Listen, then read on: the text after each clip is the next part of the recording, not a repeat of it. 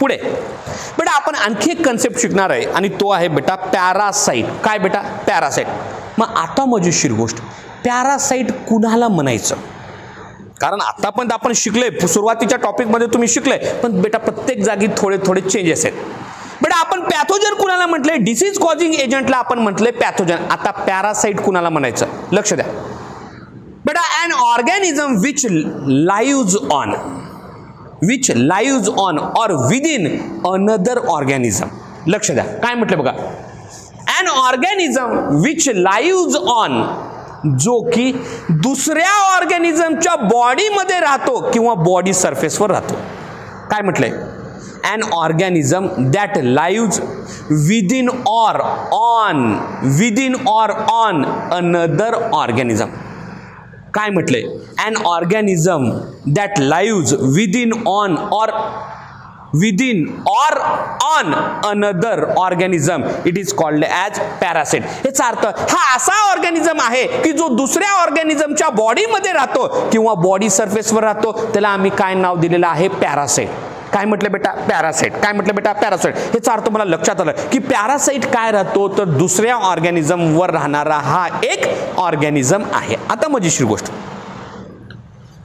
मग जर तुम्ही बघितलात हा दुसऱ्या ऑर्गॅनिझमवर राहतो म्हणजे मी डिसीज कॉज करतो म्हटलंय का? नाही. जसं की बरेच जे बेटा मायक्रो ऑर्गॅनिझम जे आहेत ते आपल्या बॉडी सरफेसवर राहतात, पण आपल्याला दररोज इन्फेक्शन होतं का? नाही. मी काय म्हटले? बरेच जे बेटा मायक्रो ऑर्गॅनिझम्स आहेत ते आमच्या बॉडी सरफेसवर राहतात, याचा अर्थ ते आमच्या बॉडीसाठी काय आहेत? पॅरासाइट्स आहेत. काय बेटा? पॅरासाइट्स आहेत. पण दररोज आम्हाला एक इन्फेक्शन होतं का? नाही. दररोज आम्हाला नवीन इन्फेक्शन होतं का? नाही. ह्याचा अर्थ सगळ्यात महत्त्वाचं स्टेटमेंट, पॅरासाइट, सगळे पॅरासाइट पॅथोजन्स आहेत का? नाही. सगळे पॅरासाइट्स पॅथोजन असतात का? नाही. पण बेटा आमच्या बॉडीमध्ये किंवा आमच्या बॉडी सरफेसवर जे ऑर्गॅनिझम्स राहतात त्यांना आम्ही काय नाव दिले? पॅरासाइट. काय म्हटलं बेटा? पॅरासाइट. पण हे आमच्या बॉडीमध्ये आल्यानंतर किंवा आमच्या बॉडी सरफेसवर आल्यानंतर बेटा सगळेच्या सगळे पॅरासाइट शांत बसत नाहीत. सगळेच्या सगळे पॅरासाइट गुणागोविंदाने राहत नाहीत. काही जे पॅरासाइट्स आहेत, शब्द बघा काय म्हटले, काही म्हणजे जवळपास मोस्ट ऑफ, मॅक्झिमम जे पॅरासाइट आहेत जेव्हा आमच्या बॉडी सरफेसवर येतात किंवा आमच्या बॉडीमध्ये येतात तेव्हा ते आम्हाला डिसीज करतात. ह्याचा अर्थ सर्व पॅरासाइट्स पॅथोजन आहेत का? नाही. डिसीज कॉजिंग एजंटला आपण काय म्हटले? पॅथोजन. काय म्हटलं बेटा? पॅथोजन. ह्याचा अर्थ सर्व पॅरासाइट्स पॅथोजन आहेत का? नाही. पण मॅक्झिमम म्हणजे मोस्ट ऑफ पॅरासाइट्स काय म्हटले मी? पॅथोजन आहेत. कारण मी काय म्हटलंय की आमच्या बॉडीमध्ये आल्यानंतर किंवा बॉडी सरफेसवर आल्यानंतर बेटा मॅक्झिमम पॅरासाइट जे आहेत ते आम्हाला त्रास द्यायला चालू करतात, म्हणजे आम्हाला काय करतात? डिसीजेस करतात. काय करतात? डिसीजेस करतात. ह्याचा अर्थ मला लक्षात आलं की जे आमच्या बॉडी सरफेसवर किंवा आमच्या बॉडीच्या मध्ये राहतात त्यांना आम्ही काय नाव दिलेलं आहे? पॅरासाइट. काय म्हटलं बेटा? पॅरासाइट. पण मोस्ट ऑफ पॅरासाइट काय आहेत बेटा? पॅथोजन. मॅक्झिमम जे पॅरासाइट आहेत ते आमच्या बॉडी सरफेसवर आल्यानंतर किंवा आमच्या बॉडीमध्ये आल्यानंतर ते आमच्याला डिसीजेस करतात. म्हणून मी काय म्हटलंय? Most of parasites are pathogen. All parasites are pathogen का? नाही. जर असा क्वेश्चन आला, which of the following is correct statement about pathogen? Number 1, all parasites are pathogen. चुकीचं आहे. बघा पहिलं स्टेटमेंट काय? All parasites are pathogen. Second, most of parasites are pathogen. Third, few parasites are pathogen. Fourth one, all of this. Answer काय? most of parasites are pathogen. सगळे parasite pathogen आहेत का? नाही. काही प्रमाणामध्ये पॅरासाइट पॅथोजन आहेत का? नाही. मॅक्झिमम पॅरासाइट आम्हाला त्रास देतात, म्हणजे मॅक्झिमम पॅरासाइट काय आहेत? पॅथोजन. काय बेटा? पॅथोजन. आता मजेशीर गोष्ट, ह्याचा अर्थ आता व्यवस्थित समजून घ्या. ह्याचा अर्थ पॅरासाइट कुठं असतात? आमच्या बॉडी सरफेसवर राहतात. बरोबर का? आमच्या बॉडी सरफेसवर राहतात. बेटा जे पॅरासाइट आमच्या बॉडी सरफेसवर राहतात त्यांना आम्ही नाव दिलंय एक्टो. एक्टो म्हणजे बाहेर. त्यांना आम्ही नाव दिलेलं आहे एक्टो पॅरासाइट्स. काय म्हटलं आपण त्याला? Ecto parasite. एक्झाम्पल, बऱ्याच वेळेला आपण बघतो आपल्या केसांमध्ये काय होतात? उवा होतात. टिक्स. काय म्हटलं आपण त्याला? टिक्स. काय म्हटलं आपण त्याला? टिक्स. बेटा आमच्या बॉडी सरफेसवर बऱ्याच वेळेला छोटे छोटे आपण म्हणतो ढेकून झाले किंवा उवा झाले आपण म्हणतो, बरोबर आहे का? आपल्या केसांमध्ये उवा होतात. हे जे छोटे छोटे जे उवा आहेत ह्याचाच अर्थ काय आहेत बेटा? हे टिक्स आहेत. काय बेटा? टिक्स आहेत. हे जे की आमच्या बेटा हेअर रिजन मध्ये ग्रो होतात, याचा अर्थ हे आमच्या बॉडी सरफेसवर असतात, म्हणून त्यांना आम्ही काय नाव दिले? एक्टोपॅरासाइट्स. आणि जे पॅरासाइट आमच्या बॉडीच्या मध्ये राहतात त्यांना आम्ही नाव दिले एंडोपॅरासाइट्स. काय म्हटलं बेटा? एंडोपॅरासाइट्स. बऱ्याच जणांना माहित आहे की आपल्या इंटेस्टाईन मध्ये इन्फेक्शन होतं. बऱ्याच जणांना जे आहे लहानपणी जंत होतात. काय होतात बेटा? जंत होतात. आपण डॉक्टरकडे जातो आणि डॉक्टर काय म्हणतात? तुम्हाला जंत झाले. जंत झाले म्हणजे काय? तर आमच्या इंटेस्टाईन मध्ये वर्मचं इन्फेक्शन झालंय. मग जर पॅरासाइट आमच्या बॉडीमध्ये जर असतील तर त्यांना आम्ही नाव दिलं एंडोपॅरासाइट. एंडो मध्ये, एक्टो बाहेर. एंडो मध्ये, एक्टो बाहेर. आणि जर आमच्या बॉडी सरफेसवर जर असतील तर त्यांना आम्ही नाव दिलं एक्टोपॅरासाइट्स. काय म्हटलं बेटा? एक्टोपॅरासाइट्स. पुढे आता मजेशीर कन्सेप्ट आहे.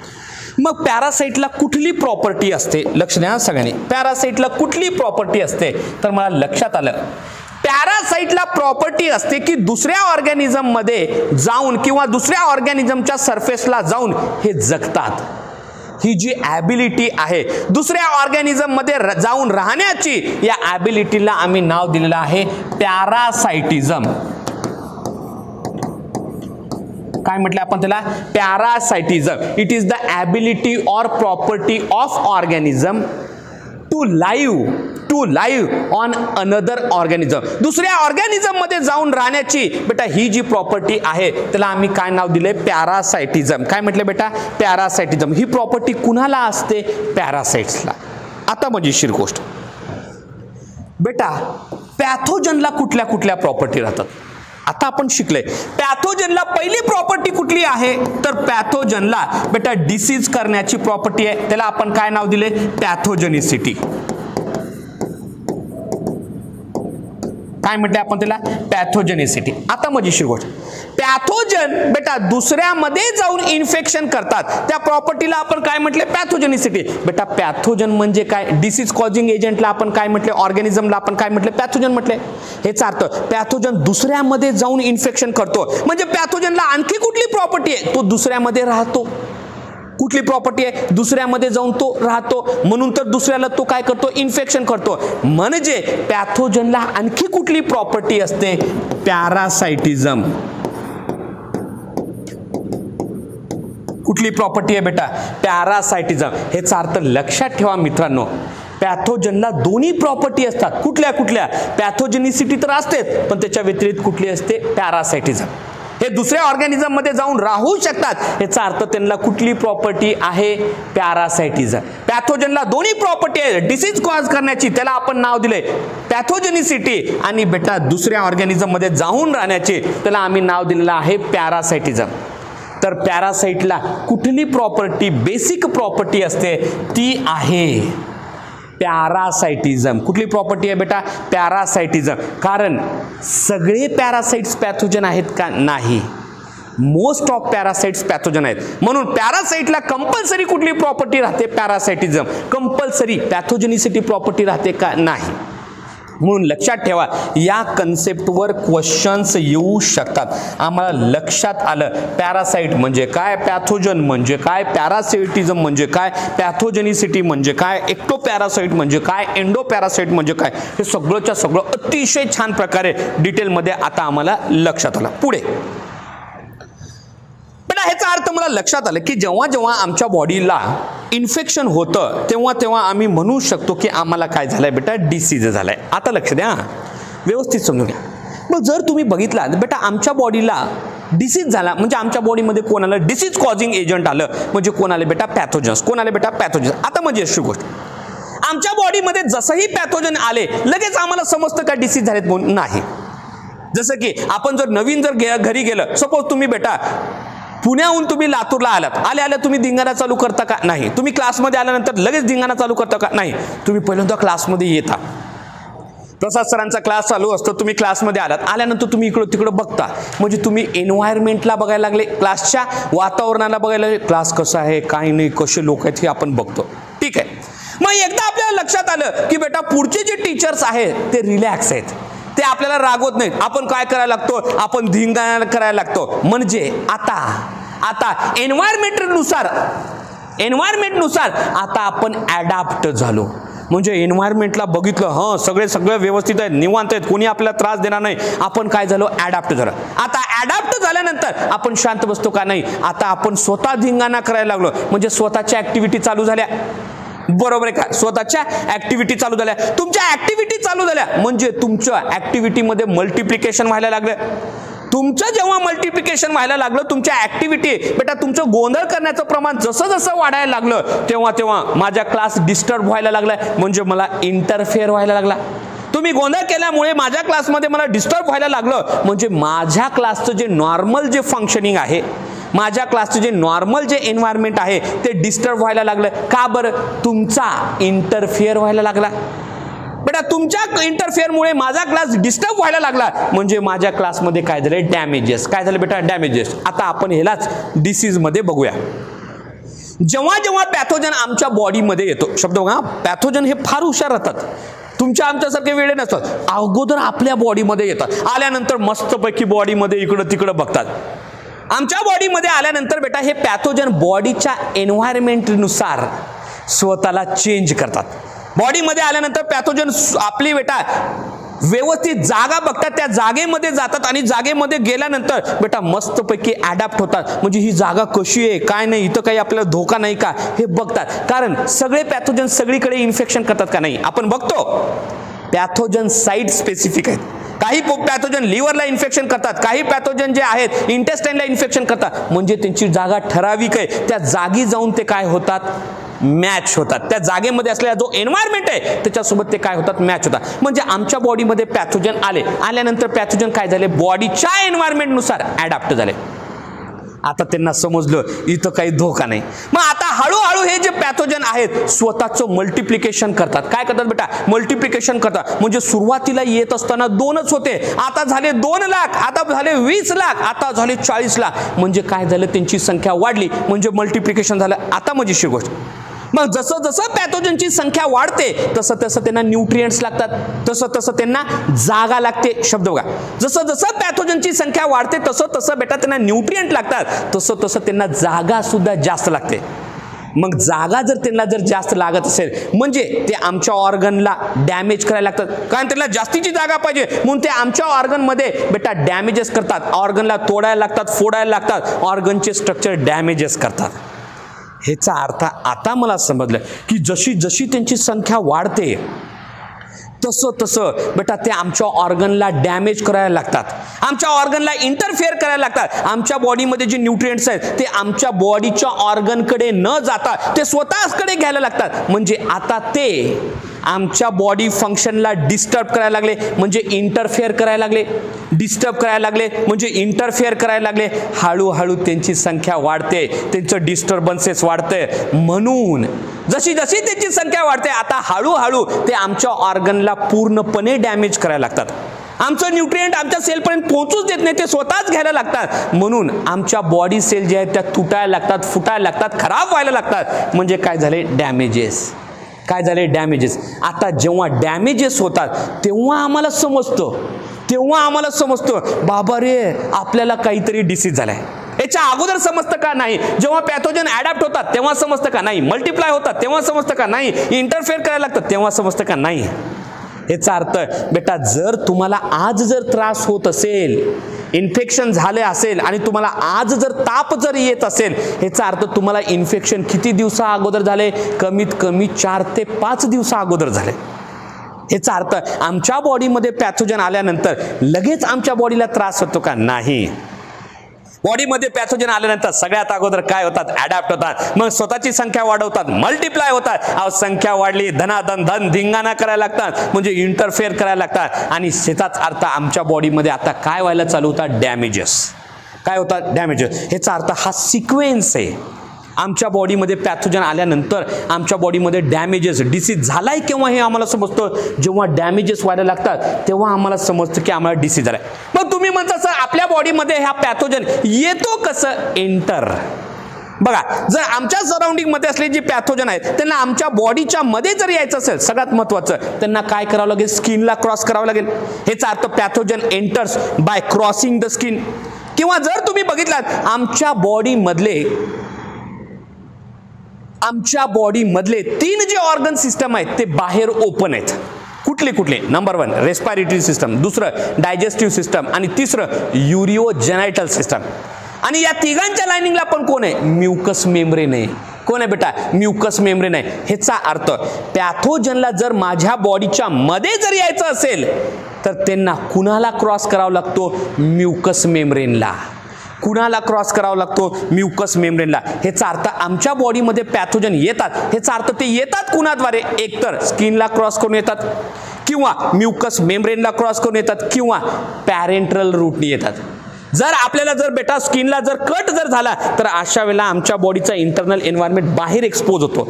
म्हणून तर डॉक्टर काय म्हणतात, अरे तिथं काहीतरी बँडेज लाव, इन्फेक्शन होईल. ह्याचा अर्थ काय? आमच्या सराउंडिंग मध्ये असले जे पॅथोजन्स आहेत ते जर आमच्या बॉडीमध्ये जर डायरेक्ट ब्लड मध्ये जर गेले तर त्याला आम्ही म्हणतो पॅरेंट्रल. काय म्हटलं आपण त्याला? पॅरेंट्रल. डायरेक्ट ब्लड मध्ये जाणे त्याला आम्ही नाव दिलंय पॅरेंट्रल. ह्याचा अर्थ आमच्या बॉडीमध्ये पॅथोजन एंटर कसे करतात? एकतर स्किनला क्रॉस करतात,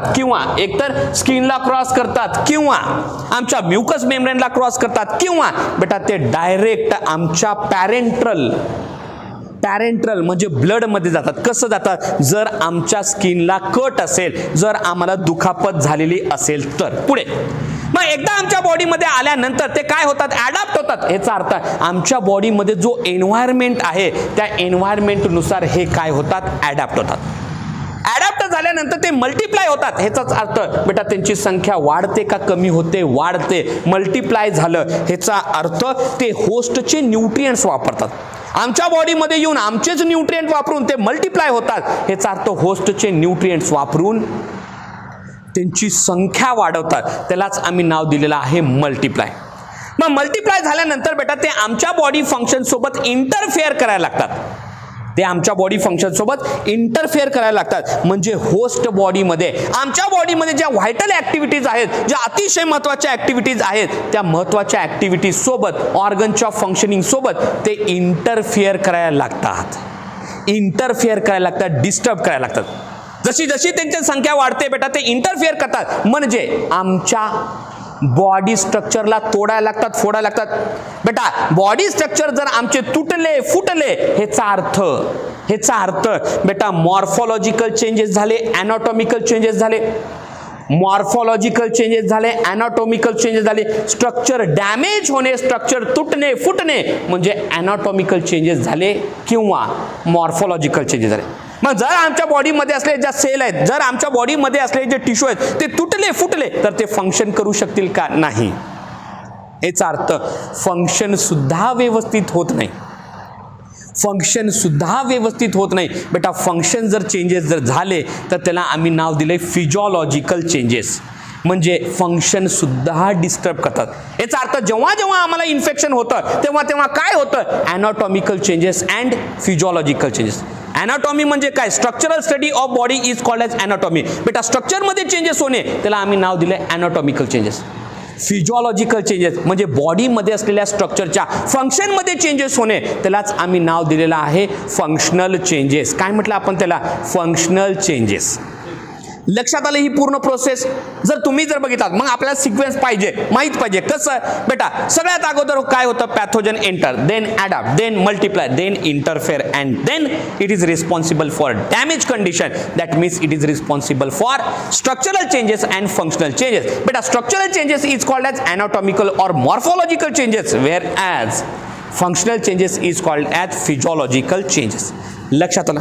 आता मजेशीर गोष्ट, तुम्ही जर बघितलात बेटा काही पॅथोजन जे आहेत ते तुमच्या आमच्यासारखे आगाव आहेत, लय हुशार आहेत. जसं की आम्हाला आमच्या फूडमधून, लक्ष द्या सगळ्यांनी, बऱ्याच वेळेला आम्ही फूड खातो आणि डॉक्टर म्हणतात अरे तुला तुझ्या फूडमधून इन्फेक्शन झालंय. ह्याचा अर्थ काय? इन्फेक्शन होतं कुठं? इंटेस्टाईनमध्ये. आता मजेशीर गोष्ट, इन्फेक्शन होतं कुठं बेटा? आमच्या इंटेस्टाईनमध्ये इन्फेक्शन होतं. डॉक्टर म्हणतात की तुझ्या इंटेस्टाईनमध्ये इन्फेक्शन झालं. आता आपण फूड खाल्लंय, फूडद्वारे कोण आले? पॅथोजन आले. पण आता मजेशीर गोष्ट बेटा, आमच्या स्टमकमध्ये तर ॲसिड आहे, बरोबर का? आमच्या स्टमकमध्ये तर ॲसिड आहे. अहो आमच्या स्टमकचं pH किती आहे? 1 to 3 आहे, हायली ॲसिडिक आहे. मग हा जो स्टमक मध्ये असलेला जो ऍसिड आहे तो काय करतो, आमच्या फूडद्वारे आलेल्या पॅथोजनला मारण्याचं काम करतो. स्टमकच्या ऍसिडचं फंक्शन आपण शिकलंय.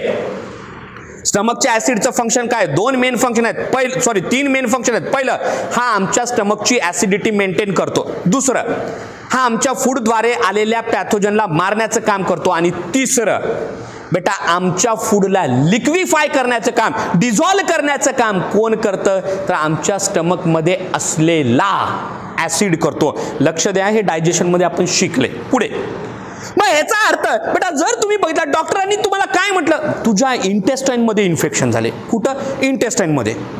मग तुम्ही म्हणसाल सर आपल्या स्टमक मध्ये तर ऍसिड आहे, या ऍसिडनी बेटा हा पॅथोजन मारला गेला नाही का, नाही. याचा अर्थ आमच्या इंटेस्टाईन मध्ये इन्फेक्शन झाले म्हणजे बेटा पॅथोजन गेलाय कुठं, इंटेस्टाईन मध्ये गेलाय. ह्याचा अर्थ काय झाला की आमच्या स्टमक मध्ये असलेला जो ऍसिड आहे तो ऍसिड या पॅथोजनला मारू शकला का, नाही मारू शकला. का बरं नाही मारू शकला, कारण pathogens have ability to adapt. किती हुशार आहेत बघा.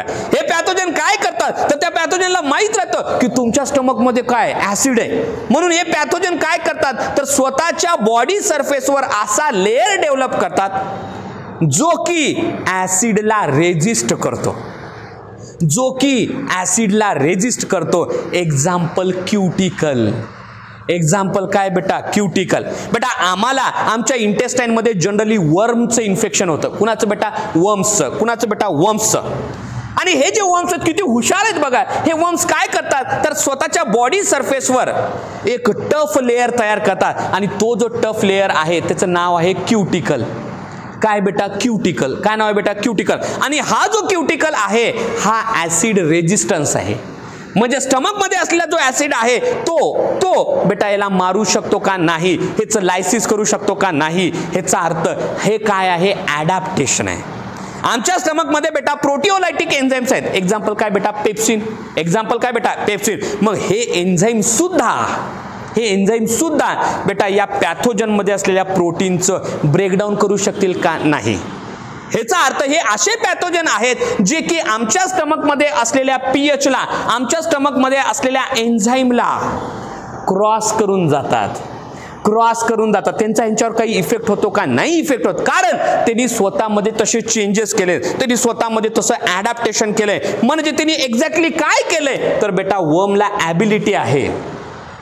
हे वर्म्स स्वतःच्या बॉडी सरफेसवर क्युटिकल डेव्हलप करतात आणि हा जो क्युटिकल आहे हा टफ आणि फ्लेक्झिबल लेअर आहे जो की ऍसिडद्वारे डिग्रेड होत नाही, जो की ऍसिडला अपोज करतो, ऍसिडला रेजिस्ट करतो. बेटा प्रोटिओलायटिक एन्झाइम्सला सुद्धा हा तोडला जात नाही. ह्याच्यावर मला काय सांगायचंय, तर बेटा पॅथोजनला ॲबिलिटी असते. पॅथोजन फार हुशार असतात. ते काय करतात, तर ज्याच्या बॉडीमध्ये जायचंय त्याच्यानुसार ते स्वतःला ॲडॅप्ट करतात. ह्याचा अर्थ pathogen have ability to adapt. It is a very important example. हे एनसीईआरटी मध्ये सांगितलंय. ठीक आहे. मग आजचा कंटेंट जोही आपण एनसीईआरटी मधून घेतलाय तो कसा दिलाय, कुठं दिलाय, आपण शिकूया. ठीक आहे. काय म्हटलं बघा, a wide range of organisms belongs to bacteria, viruses, fungi, protozoa, helminth etc or etc could cause a disease in man. बरोबर. Such diseases causing organisms are called as pathogen. Disease causing organism ला काय म्हटलं आपण, pathogen. Most of parasites are therefore pathogen as they cause harm to host by living in or them. Most of parasites म्हटले R pathogen. सगळे म्हटले का, नाही. बेटा ह्याला अंडरलाईन करून ठेवा, मोस्ट ऑफ पॅरासाइट्सला. पुढे काय म्हटलंय, the pathogen can enter our body by various means, multiply and interfere with normal activities resulting in morphological and functional changes. Morphological changes are nothing but structural changes. They are also called as anatomical changes. Functional changes is also called as physiological changes. काय म्हटलं आपण त्याला, physiological changes. पुढे pathogen have ability to adapt to life within the environment of the host. Host म्हणजे ज्याच्यामध्ये जातो त्याच्यानुसार तो काय होतो, अडॅप्ट होतो. Example, for example pathogens that enter in the gut म्हणजे आमचा intestine must know a way of surviving in the stomach at low pH and resisting various digestive enzymes. म्हणजे आमच्या